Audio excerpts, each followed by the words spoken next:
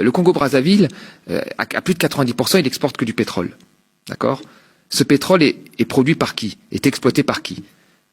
Par des compagnies majoritairement privées.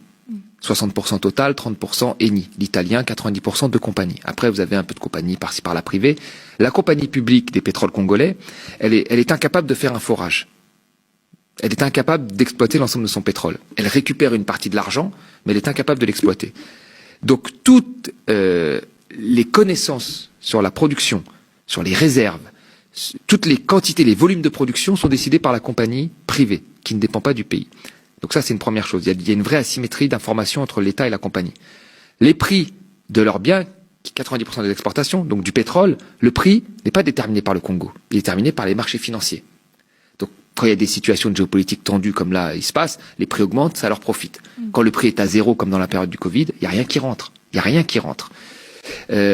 Donc on voit bien qu'il y a une très forte dépendance. Et ensuite, ce produit est exporté, transformé en France ou ailleurs, et l'État congolais rachète de l'essence à ces pays-là.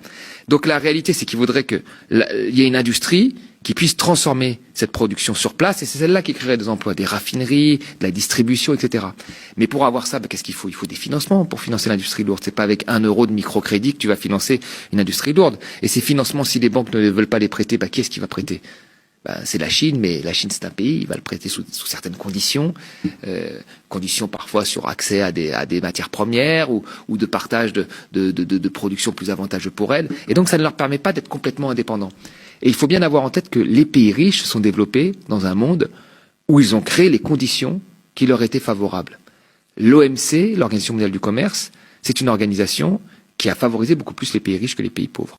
Le système financier, avec des banques majoritairement européennes et américaines, il favorise les pays riches. Et donc les pays riches lèvent des fonds énormes pour faire leurs projets, quand les pays pauvres, pour faire des projets que nous connaissons, c'est-à-dire faire des choses que nous connaissons, des raffineries, des industries alimentaires, agricoles, nous connaissons, nous savons faire ça. Et eux n'arrivent pas à lever de l'argent.